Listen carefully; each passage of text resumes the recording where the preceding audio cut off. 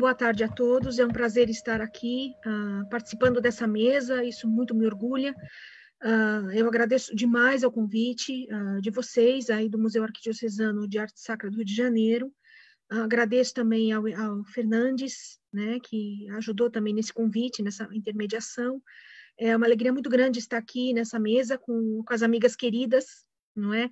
A Silveli, não tenho nem o que dizer da Silveli, não tenho o que dizer da Paula, não tenho o que dizer da Mirza, são três amigas muito queridas, bravas ali na luta, né, pela defesa, né, do nosso querido patrimônio religioso e sacro do Brasil, né, e há muito o que fazer sempre, né. Então, eu vou iniciar minha fala, preciso desses 30 minutos para falar um pouco, né, da minha pesquisa. Vamos ver se dá certo aqui, vou clicar em Share Screen. Okay. Share. Entrou? Vocês estão vendo? Sim, está ótimo, Karen. Estão me ouvindo? Está ótimo, está vendo? Estamos ouvindo e vendo. Obrigada. Certo.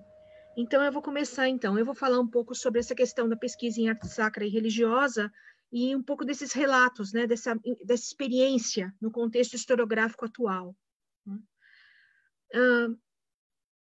Só um pouquinho. Próximo, né?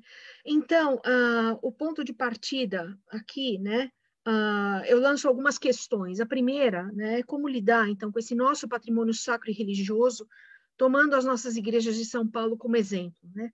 Então, a gente tem que pensar em primeiro lugar, nesse eixo triangular original, em que a cidade de São Paulo é fundada, então, nessa data, né, famosa data de 25 de janeiro de 1554, aqui vocês veem, né, então, nesse pequeno mapinha muito simples, né, que tem o triângulo histórico de São Paulo, então vocês veem aqui o número 5, vocês veem o pátio do colégio, né, para poucos anos depois ser fundado, então, o Largo de São Bento, né, o Mosteiro de São Bento, e, na sequência, então, o Largo de São Francisco, fechando, então, essa questão desse... oh, meu Deus! Desse triângulo religioso, né? Eu acho essa uma figura muito interessante, porque até nisso remete, né? Existe uma simbologia sacra nisso, né? Até na disposição dos nossos monumentos, né? Lembrando que o triângulo, né? É a simbologia do Santíssimo Sagrado, né? Do Santíssimo Sacramento, enfim, Deus, Pai, Filho, Espírito Santo, né? Então, a gente tem isso, né? E depois essas outras igrejas foram sendo construídas, enfim. Nós temos, então, olhando mais atentamente, né? A gente tem a primeira foto à esquerda, em cima, nós temos a Igreja do Pátio do Colégio, né, que é uma reconstrução de 1970, porque o patrimônio, após o abandono, né, desse patrimônio, porque os jesuítas foram expulsos do nosso território, esse patrimônio foi ficando abandonado, cada vez mais abandonado, e até que ele tombou ao chão, literalmente, ele ruiu no início do século XX. Um palácio do governo foi construído em cima, depois esse palácio foi demolido, e essa igreja, esse patrimônio todo foi reconstruído. Então, isso é uma construção, vou dizer um termo fake, né, nesse sentido, mas não menos belo. Não é? Do lado, então, nós temos, do lado direito, em cima, nós temos, então, a Igreja do Mosteiro de São Bento, né, com o Colégio de São Bento, já é uma reconstrução da década de 30, de uma arquitetura revivalista, com predomínio do neorromânico, mas, ao mesmo tempo, nós temos embaixo o Santuário de São Francisco, né, composto pelas igrejas de São Francisco de Assis à esquerda e da Ordem Terceira de São Francisco à direita, elas são geminadas. É uma ocorrência meio que única no território nacional, digamos assim. Mas também nós temos, se a gente for pensar na cidade de São Paulo, né, a gente tem a questão do Mosteiro da Imaculada Conceição da Luz. Né? É um mosteiro que se funda fora da cidade de São Paulo. Né? Se hoje em dia eu quero ir ao Mosteiro da Imaculada Conceição da Luz, eu pego o metrô, em 15, 20 minutos eu chego lá. Mas a gente tem que pensar que naquela época não era assim, não é? Era tudo muito difícil, você tinha que andar a cavalo, você tinha que enfrentar índios, você tinha que enfrentar animais selvagens nas matas, você tinha toda uma dificuldade, né? Não tinha asfalto, né? Então você tinha que caminhar e desbravar as terras, né, para chegar até lá.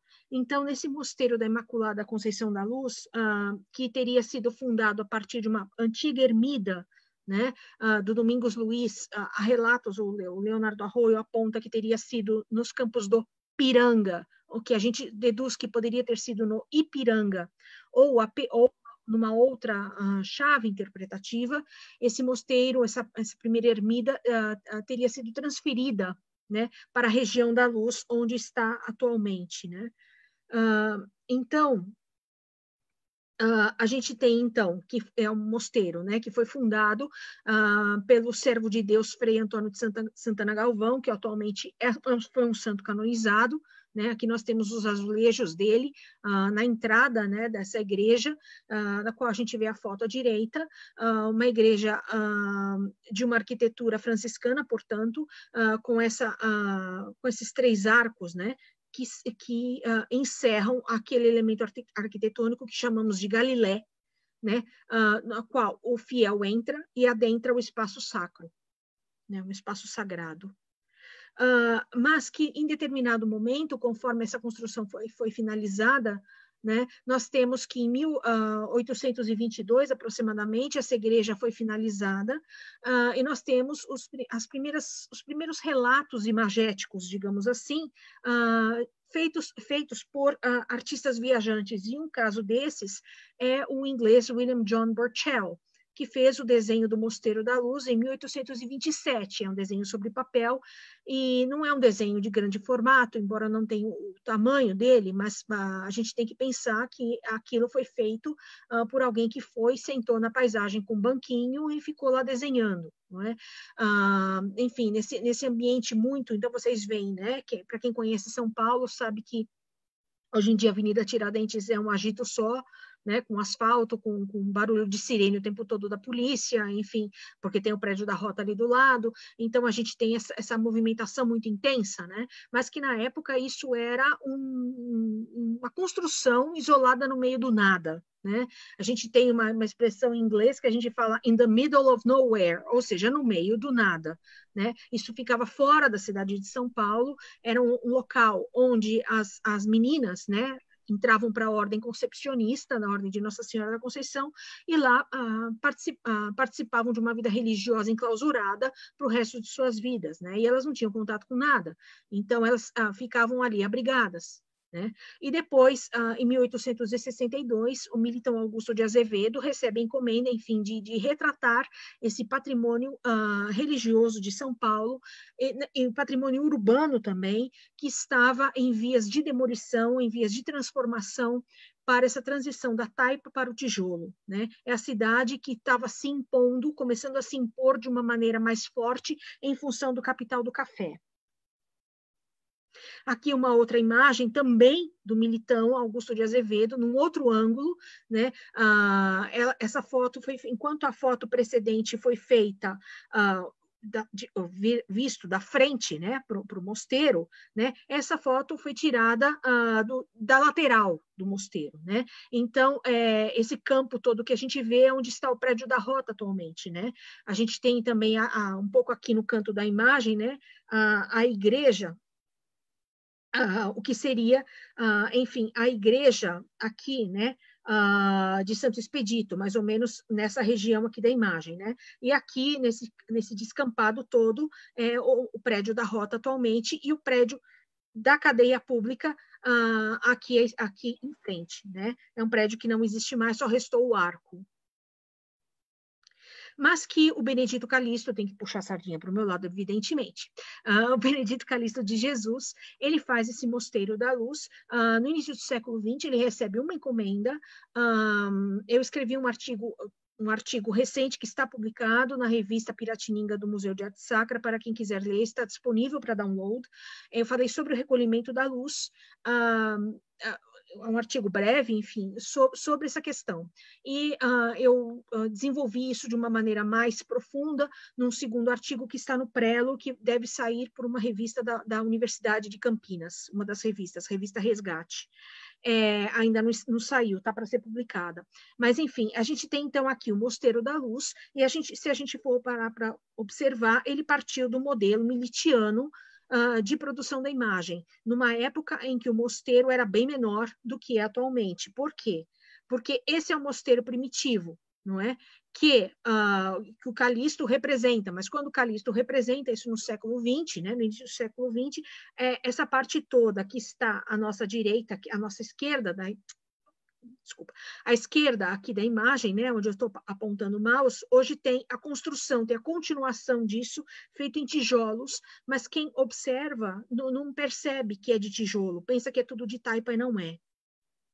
Então, a gente tem, então, essa questão do Mosteiro da Luz, né, numa outra foto, né, essas arquitraves de reforço do terreno, né, que a gente vê aqui no canto da imagem embaixo, né, esses arcobotantes, né, eles foram colocados no século XIX para reforçar a estrutura, né, mas a gente vê então que é uma construção com o traço do Frei Galvão, na medida em que ele coloca, enfim, essa igreja com essas 3 janelas em cima, o óculo, né, a arquivolta no topo com esses pináculos, a Galilé, né, dos 3 arcos, remetendo novamente à Santíssima Trindade, né, assim como o triângulo histórico da cidade de São Paulo, né? Então a gente tem que então, esse conjunto todo, né, que vocês veem numa foto aérea, né, a dimensão disso tudo, não é? A gente tem, então, a igreja, né, vocês veem a torre da igreja ali, né, a cúpula octogonal, o número 8 remetendo à eternidade, né, do Espírito Santo, da alma, né, união de corpo e alma, né, o número 4 mais o número 4, né, o número do infinito, a ressurreição de Cristo. A gente tem a entrada do Museu de Arte Sacra, né? A gente tem o primeiro claustro ali ao fundo da imagem, que é onde a gente pode caminhar, que o visitante pode, enfim, percorrer durante a sua visita ao museu. Mas a gente possui outros 2 claustros que são interditos a nós, que não pertencemos à Ordem das Concepcionistas. Então, vocês veem toda a ampliação feita, né, dessa construção feita em tijolos, né, imitando a taipa. E a gente tem, então, assim, tombado por tombamento triplo de Comprespe, Condefate e IFAM, a esse patrimônio dessa chácara conventual do Mosteiro da Luz, uma chácara que é interdita a nós, né, pertence às concepcionistas, vocês veem que elas vivem ali, elas plantam ali, então é uma chácara, é a última chácara que nós temos em espaço urbano, né. Do outro lado da imagem a gente tem o prédio da Rota, que também é tombado, é uma construção em estilo napoleônico, feito pelo Ramos de Azevedo, não é o tema da nossa fala aqui hoje. Mas nós temos, então, se a gente for parar para pensar nessa questão de uma cidade, né, que se funda, que partiu desse triângulo histórico no qual os caminhos que foram aproveitados, né, vou dizer até criados, mas criados até certo ponto, porque eles partiram dos antigos caminhos indígenas, né? E aqui nós temos um exemplo disso, de um caminho que era a estrada para o Rio de Janeiro, né? Ela partia ali da região do Convento do Carmo, né? Do qual só resta a Igreja da Ordem Terceira, que vocês veem aqui no canto inferior da imagem. Então, eu trouxe para vocês mostrando essa questão dessa ladeira, né, desse patrimônio em taipa, dessa cidade pequena, que foi se agigantando ao longo dos anos, e com a virada do século para o século XX, né, e agora no século XXI, nós temos, enfim, essa demolição dessa parte, né, do Convento do Carmo, que virou prédio da Secretaria da Fazenda, esse prédio enorme, né, com esses vidros que vocês veem no canto da imagem, e como tudo isso foi sendo articulado dentro desse espaço urbano, né, que foi se agigantando, que foi assumindo novos contornos. Vocês me ouvem? Vocês estão me ouvindo? Perfeitamente, Karen. Certo. Nós temos, então, num segundo questionamento, né, numa segunda fase, né, partindo daquela cidade antiga de Taipa, né, nós passamos, então, uma cidade de múltiplas camadas, que vai da taipa ao tijolo, né? Do colonial ao historicista revivalista, em um processo iconoclasta de substituição, né? Quem cria esse termo iconoclastia de substituição é David Morgan, né? Um historiador americano que lida com essa questão dessa iconoclastia de substituição, se referindo a imagens, ou seja, no momento que você tem um modelo, você destrói aquele modelo e aquele modelo é substituído por um outro, né? Porque aquele modelo antigo não mais serve.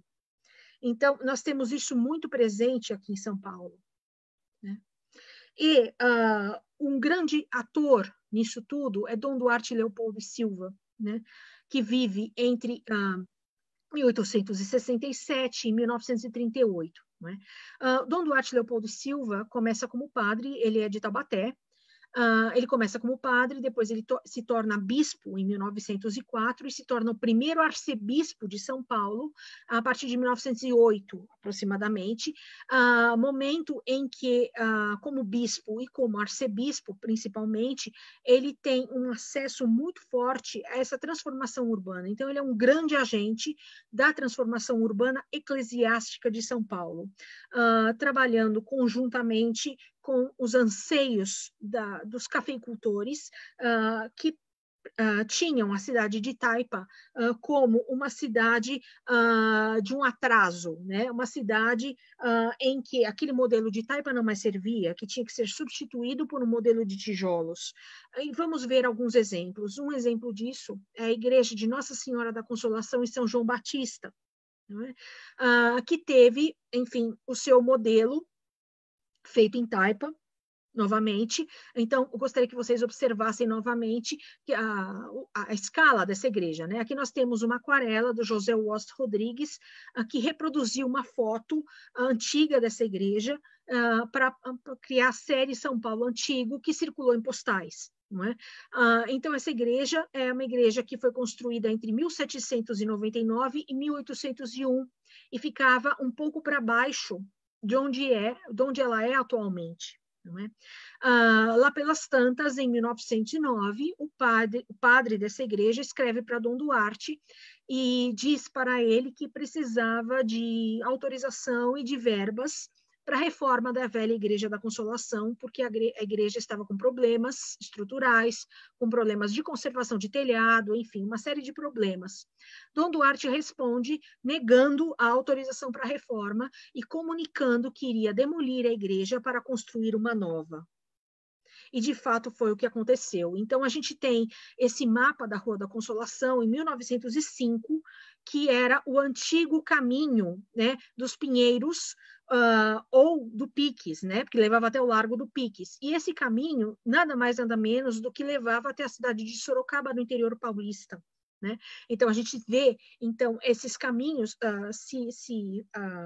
se firmando, né? E criando, com isso, novas cidades, novas urbanizações no interior paulista. Isso é um dado muito interessante para ser observado, e que isso tudo é facilitado tanto pela ferrovia, né, em questão dos trens, e também pela questão da própria circulação das plantações de café e das próprias criações das cidades paulatinamente. Né? E que essa igreja, então, da Consolação, foi colocada nesse terreno onde está escrito velódromo. Esse terreno pertencia a dona Veridiana da Silva Prado, que vendeu esse terreno para a igreja, e assim foi que a igreja foi construída neste terreno.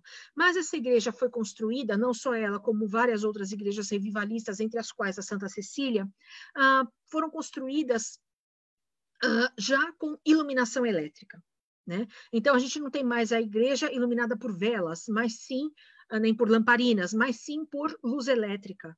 E de uma luz elétrica que vem, enfim, de uma construção, né, como essa chaminé da luz, que fica do outro lado do prédio da Rota. Então, eu mostrei para vocês o Convento da Luz, vocês viam um pedacinho do prédio da Rota, no outro lado, no lado oposto, nós temos essa chaminé, que está preservada, e que é tombada, ela não pode ser demolida, ela tem que ser mantida enquanto tal, porque ela é um emblema dessa transformação urbana, na qual ela simboliza a existência da primeira termoelétrica paulistana, né, que foi construída entre os anos de 1892 e 1896. E se vocês olharem na torre, né, vocês vão ver um buraco, bala de canhão. Ela tomou tiro, coitada. Mas a construção é tão bem feita que ela não tombou, ela não arrebentou, ela ficou marcada ali, né? Se fosse hoje em dia, provavelmente teria tombado no chão, não é? Porque não se constrói mais como antigamente. Mas um outro motivo também para a chaminé ser preservada é que ela é feita com uma tipologia de tijolos curvos, uma tipologia que não existe mais, né? Como se fazia. Fazem tijolos curvos hoje em dia, mas não com a tipologia, não com a qualidade e, enfim, com o modus operandi de antigamente. E, para a nova igreja, né, da Consolação, a gente tem, então, a presença deste senhor simpático, que é o Maximilian Michel, que viveu entre 1861 e 1916. Ele era alemão, ele veio da Alemanha, ele era imigrante e veio para cá para trabalhar como engenheiro. Ele foi professor da Escola Politécnica, aqui em São Paulo, e ele tem uma participação muito ativa nessa igreja da Consolação e na próxima igreja que eu vou falar para vocês daqui a pouquinho. Mas, então, sim, num determinado momento em que a cidade da Taipa passa a ser feita como uma cidade historicista, uma cidade feita de tijolos, nós temos a presença de arquitetos e engenheiros trabalhando aqui, e arquitetos e engenheiros de formação europeia. Né?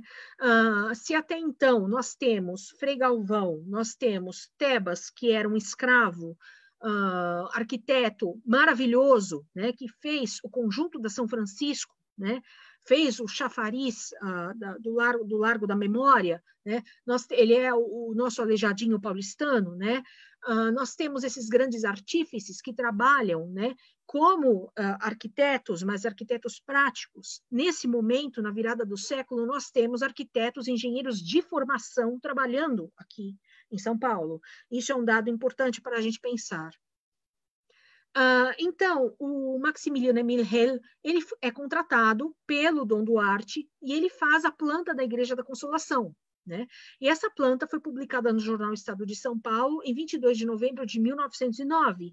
E nesse mesmo dia se lança a pedra fundamental, conforme noticia o Correio Paulistano. Então, eu gostaria que vocês observassem bem, é uma planta, né? Se eu mostrasse para vocês sem as palavras matriz da Consolação, vocês seguramente me diriam que isso é uma planta de uma igreja que existe na Europa, né? Então, é uma igreja profundamente europeia. Só que nós tivemos um pequeno probleminha, aliás, uma série de pequenos probleminhas, né? O primeiro foi Primeira Guerra Mundial, de 14 a 18. Nós tivemos a peste aqui em São Paulo, da gripe espanhola. Nós tivemos revoluções, né? Revolução de 24, Revolução de 32, nós tivemos a Segunda Guerra Mundial, nós tivemos a crise do café em 29. Então, são fatores que fazem com que haja um retardamento na construção dessa igreja. Né? E a planta passa, então, ele morre em 16, né, como eu falei para vocês, e essa planta passa por uma simplificação que não a deixa menos bela. Muito pelo contrário, ela é tão bonita quanto o projeto inicial, só que ela passa por uma simplificação, de 2 torres passa a ter uma. Né? Essa cobertura dessas cúpulas, né, ficam meio como o Palácio da Cinderela, né, da Disney, né, sem nenhum deboche de minha parte. A igreja de Nossa Senhora da Glória aqui no Cambuci também tem esse mesmo tipo de solução na torre, né? Mas que a igreja é feita, então, de uma arquitetura neorromânica, com elementos góticos na fachada, como vocês podem observar na presença desses 12 apóstolos, na rosácea, mas com arcos romanos, né? E é uma igreja que não é feita de pedra na fachada, ela é feita de tijolos e ela é coberta com uma argamassa que imita pedra, o que causa problemas de conservação, porque a argamassa chupa água quando chove, né? Então, isso facilita a penetração de água no seu interior, né? Isso é um problema, enfim, um problema de conservação. Então, a gente tem essa imagem aqui em 1953, da igreja construída no terreno do velódromo. E uma foto mais atual dela, como ela está hoje. Para irmos, então, para a Catedral da Sé, Paula, peço desculpas a você por estar falando da Catedral da Sé, que é seu tema de especialidade. Vou falar algumas coisinhas básicas, muito breves, mas que são necessárias na minha fala, né? Então, a ideia da Catedral da Sé, né, a ideia da construção, né, parte de 1588. A gente, então, parte, voltando para o Triângulo Histórico, a gente já tinha a Igreja do Colégio dos Jesuítas e a primeira ermida no Mosteiro da Luz, que pode ter sido tanto nos campos do Piranga, quanto lá na própria região da Luz. Isso é um fato ainda indeterminado. Então, a Câmara, né, determinou a construção da matriz a R$ 4 o taipau. Isso mostra que nós tínhamos mestres taipeiros trabalhando em São Paulo, né, comprometendo-se nessa obra os construtores de então, Luiz Álvares e Domingos Luiz, provavelmente o mesmo Domingos Luiz que havia edificado a Igreja da Luz. Isso é Leonardo Arroio que aponta em igrejas de São Paulo. Então, a vila de São Paulo de Piratininga, né, possuía 140 habitantes portugueses e não havia pároco. Jesuítas contavam entre os moradores. Posteriormente chegaram, então, franciscanos, carmelitas e beneditinos. E a partir daí se construiu o triângulo, esse triângulo paulistano que eu mostrei para vocês como primeira imagem. O primeiro pároco que chega aqui é Lourenço Dias, em 1591. A população, além dos 140 habitantes portugueses, era constituída por tribos indígenas que havia aos milhares. Não é? A gente tinha... O Brasil era terra de índio. Não é? Então, era uma época de muita violência, uma época de perigos de todos os tipos, com índios violentos, obviamente, violentos, porque o terreno deles estava sendo invadido, e se eu fosse índia, eu não ficaria feliz de ver o meu território sendo invadido, né? Então, a gente tem que ver o lado deles, com toda razão, não é? Uma terra com animais selvagens, né? Com mata fechada, com disputa por território e poder, inclusive entre os Camargo e os Pires, que são das primeiras famílias que se enfrentavam no Largo da Briga, atual Praça Antônio Prado, localizada entre o Mosteiro de São Bento e o Largo São Francisco, né? Hoje lá tem uma doçaria maravilhosa, que eu recomendo para vocês. Muitas igrejas aconteciam, muitas guerras aconteciam, né? Entre portugueses e indígenas, por questões de território, né? Os indígenas queriam sua terra de volta, obviamente. Então, esse núcleo urbano começa a se desenvolver muito lentamente, também porque tudo dependia da coroa, tudo dependia de dinheiro, tudo dependia de uma série de atitudes e disputas políticas aconteciam, né? E em torno, então, desse centro nuclear é criado, né, para absorver a presença desse português, né? Então, no entorno da cidade, né, essa mata fechada, enfim, uma terra de muitos perigos. Em 1593, né, 2 anos depois do Lourenço Dias, o pároco, Lourenço Dias, consegue fazer a primeira construção da matriz, né? O que ele constrói? A Capela Mor. Só que ele vai embora porque ele não recebe remuneração, ou seja, ele trabalha e não recebe, né? E com isso ele também não consegue tocar a construção da nova igreja. Então, em 1598, a igreja é construída em Taipa, né? E ela só é finalizada em 1612, entre muitas indas e vindas. E aqui nós temos, então, a igreja de 1612, né? Num processo de passe de mágica, através da fotografia do Marc Ferrez, nós temos a igreja já que passou por muitas reformas, né? Enfim, nós temos essa igreja, então, em Taipa. Né? Essa matriz da Sé, ela é elevada à catedral em 1745, nós temos ela aqui à nossa direita da imagem, e nós temos uma outra igreja ali no cantinho da imagem, que é a igreja de São Pedro dos Clérigos, que aparentemente é menor que a igreja da Sé, né? E hoje, essa igreja de São Pedro dos Clérigos, ela foi demolida, infelizmente, e o que se tem lá no território é aquele prédio enorme da Caixa Econômica Federal, aquele prédio de granito preto, né? Então, vocês veem que a matriz da Sé ficava onde atualmente tem um bar, né? Essa pequena rua, né, que passa ali na frente do prédio da Caixa Econômica persiste, ela está ali, né? E o Leonardo Arroio diz que o frontispício dessa matriz era paralelo à Rua Quintino Bocaiúva, que se chamava Rua da Cruz Preta. Essa é uma foto de 1880.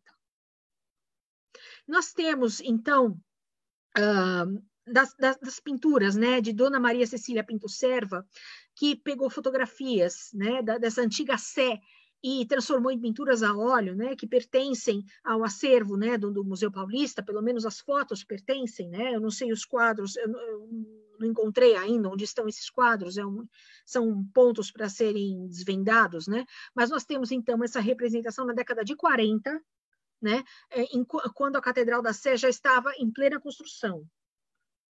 Mas a gente vê, então, de uma igreja de taipa, né, de arquitetura colonial. Então, a gente vê todos os elementos ali, né, o púlpito, a gente tem a balaustrada, a gente tem todos os elementos de uma igreja colonial, né, de um paradigma que não existe mais, né, o lustre com velas, né, então é uma tipologia eclesiástica que não mais existe. Não é? E agora é a seção tristeza, que são as fotos, enfim, da demolição da antiga igreja da Sé. São fotos datadas de 13 de agosto de 1912, né? Para a população daquele período era perfeitamente normal jogar o patrimônio no chão, né? Para construir o novo, tudo em nome do progresso, né? Para nós, hoje em dia, isso é ofensivo, isso é um absurdo, isso é algo a ser combatido, não é? A gente não pode pensar em preservação de patrimônio jogando patrimônio no chão, né? A gente não pode pensar em defesa desse patrimônio fazendo com que o patrimônio fique ao Deus dará, né? Então, nós não podemos fazer isso. Mas isso está tudo documentado, não é?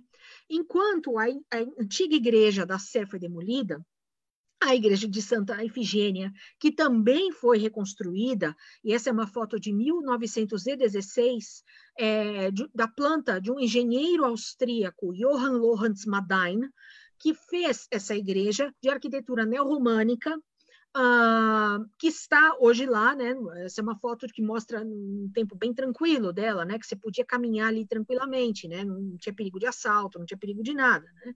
Então a gente vê então esses caminhos, né? Os trilhos do bonde na imagem. A gente já vê a iluminação elétrica, obviamente, porque a igreja foi construída para ter iluminação elétrica, né? O sistema de termoelétrica de São Paulo tinha potência para iluminar 29 quarteirões, né? E esse centro de São Paulo foi todo iluminado com isso, né? Então a gente tem os lampiões nas ruas, né? Com a iluminação já, a gente tem esses cabos elétricos, né? Os fios de alta tensão nos postes, né? E enquanto a nova igreja da Sé não ficava pronta, né? Essa igreja foi elevada à concatedral. Então todos os eventos importantes, os eventos mais importantes eclesiásticos de São Paulo aconteciam ali, não é? E, voltando, então, para o senhor Maximilian Emil Hell, ele faz, então, o projeto da nova Catedral da Sé, né? Então, vocês veem que a antiga igreja já não servia mais como catedral da cidade de São Paulo, não é? Uma cidade em progresso. Eu estou usando um pensamento daquela época. Se fosse o pensamento hoje de 2021, eu diria que isso tudo é um grande absurdo, porque não se pode demolir um patrimônio, não é? Mas não podemos lidar com a história da arte, com a história do patrimônio, com a cabeça de hoje, de 2021, de 2020, né? Já estou virando o ano, né? Estou querendo fugir da pandemia o mais rápido possível. Nós não podemos pensar com essa cabeça atual, né? Pensar como era antigamente, né? A gente não pode querer que o patrimônio fosse protegido como é protegido hoje, né? A gente não pode querer exigir dessas pessoas, enfim, do Dom Duarte Leopoldo e Silva e de todos os outros de seu tempo, um pensamento para o patrimônio que nós temos hoje, né? Então, Maximilian Emil Hell, ele faz essa catedral de 111 metros de comprimento por 46 de largura, 97 de altura, né? Em arquitetura neogótica, iniciada em 1912 e concluída inacabada em 54, no quarto centenário, tá? da fundação, né? Sem as duas torres, né? A cúpula, né? Uma cúpula brunellesquiana de 54 metros de altura e capacidade para 8.000 pessoas. Então, é um colosso, não é? Que foi construído em São Paulo, não é? E para vocês terem só um pouquinho dos detalhes do projeto, né? O projeto foi levado à Europa assim que concluído e foi examinado por mestres não mencionados. O que se sabe, né, que a Bianca Tomi Ortega levanta, é que o arquiteto Joseph Antoine Bouvard vê e retoca o projeto em 1913, quando ele está em São Paulo. Em 16, o Maximilian Hell morre, e quem assume a construção é um outro alemão, George Kucht, também professor da Escola Politécnica e construtor de várias igrejas paulistanas. Foi um importante arquiteto também, um importante engenheiro. E após a sua morte, o professor de História da Arquitetura, Alexandre Albuquerque, toca a obra até o final, né? Então, a gente vê essa demora de décadas na construção, né? Uma lenta agonia na construção dessa catedral, 2 guerras mundiais, crise do café, né? Então, essa crise afeta tanto a igreja de Nossa Senhora da Consolação e São João Batista, e a Catedral da Sé. Né? Alguns detalhes da construção: granito oriundo de Itaquera, né? São pontos que a Bianca levanta. Né? Esse granito é oriundo da Itaquera, né? Ele foi importado, o granito importado que foi enviado, né? O granito europeu, ele naufragou no mar, né? Ele naufragou em Gênova, né? Na Itália. E, além do granito, usaram 800 toneladas de mármores policrômicos importados, né? Além disso, mosaicos, esculturas, mobiliário trazido da Itália, vitrais também italianos são trazidos, mas também nós temos vitrais da Casa Conrado Zorgenich, que funcionava aqui em São Paulo. A ideia de Dom Duarte é que a igreja fosse vista de qualquer ponto da cidade de São Paulo, né? Só que eu digo que essa alegria de termos igrejas vistas de qualquer ponto da cidade de São Paulo naufragou, né? Porque hoje em dia, quando você fala, você conhece tal igreja? Onde? Não estou nem vendo, né? Não, está ali, mas aonde, né? Você enxerga os prédios, mas você não enxerga as igrejas, né? As igrejas eram sinalizadores territoriais e não são mais. As igrejas não são mais vistas à distância, né? Elas não organizam mais o espaço urbano como organizavam, elas não levam mais o fiel às igrejas como levavam, não é? A gente tem, então, nessa catedral, elementos de flora e fauna brasileiras, adequando a narrativa histórica que se constrói em São Paulo, essa busca, né, por esse nacionalismo, né, de uma problematização histórica. A Karen Nicole Ramírez afirma que é um gótico à brasileira na tese de doutorado que ela escreveu sobre a restauração da catedral em 2010. Né? Então, a gente levanta... não quero avançar muito na questão do tempo, né? Há algumas questões historiográficas, né? É a construção de uma narrativa histórica a partir da substituição de uma cidade construída em taipa pela de tijolos, com a ideia de que a cidade antiga era atrasada e pobre e que necessitava de uma tipologia arquitetônica nova, o que não é verdade. Isso é uma falácia, isso é um absurdo dizer, né? Basta que a gente observe as igrejas coloniais remanescentes que nós temos aqui em São Paulo, a do Mosteiro da Luz, as de São Francisco, da Ordem Terceira do Carmo, para a gente ver que não elas não são atrasadas, elas não são pobres, muito pelo contrário, elas são opulentas, elas são coloniais. Né? Elas não são historicistas revivalistas, elas são coloniais. Mas não é por isso que elas são atrasadas, nem pobres. Né? Nós temos artistas esplêndidos. A Daniele Pereira fez uma tese de doutorado belíssima, levantando, né, e descobrindo no conjunto todo do Carmo, enfim, os artistas que trabalharam. Né? Então, a gente vê que existe dinheiro circulando, sim, na cidade do século XVIII. Né?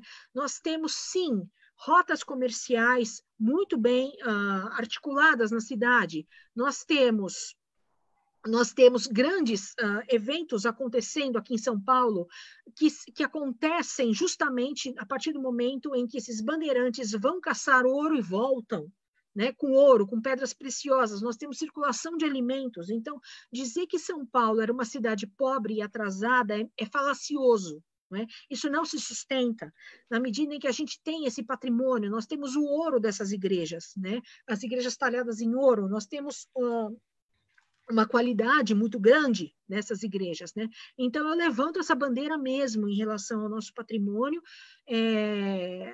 e mostrando justamente, né, que o que aconteceu na virada do 19 para o 20, um discurso ideológico, político, histórico falacioso criado pelos abastados cafeicultores durante a Primeira República, que queriam uma cidade nova, feita com arquitetura que não fosse colonial e que não fosse em taipa. Eles optaram, então, por essa arquitetura revivalista historicista que também estava em voga na Europa naquele momento. Então, com aquela história de que não vamos ficar atrás dos outros, nós vamos ter, então, um patrimônio que está acontecendo, um patrimônio que está sendo recriado na cidade de São Paulo, né, para que haja, enfim, essa circulação, né? Então, a gente tem essa iconoclastia de substituição muito bem estruturada, muito bem colocada e defendida tanto pelos cafeicultores como também pelo Dom Duarte Leopoldo e Silva, não é? O Dom Duarte Leopoldo e Silva, ao mesmo tempo em que atuava nessa demolição e nessa reconstrução do nosso patrimônio religioso, ao mesmo tempo ele cria o Museu da Cúria. Né? Ele cria o arquivo da Cúria, ele reúne toda a documentação das igrejas, das antigas igrejas que estavam sendo demolidas ou que já tinham caído por falta de cuidados, ou igrejas que iam ser demolidas a mando dele para que novas igrejas revivalistas, historicistas fossem construídas. Então, nós temos então essa criação do arquivo da Cúria e do Museu da Cúria. Né? Então, o Dom Duarte ele tem esse papel muito fundamental nesse amealhar dos documentos históricos, da organização desses documentos históricos e dos objetos sacros e religiosos retirados dessas igrejas, né? E que depois esse Museu da Cúria é transferido para a Avenida Tiradentes, lá para o Recolhimento da Luz, e lá, a partir de 1970, abrem-se as portas do Museu de Arte Sacra de São Paulo. Né? Então, eu deixo aqui, então, o meu muito obrigada a todos, e é isso. Estou aberta a perguntas.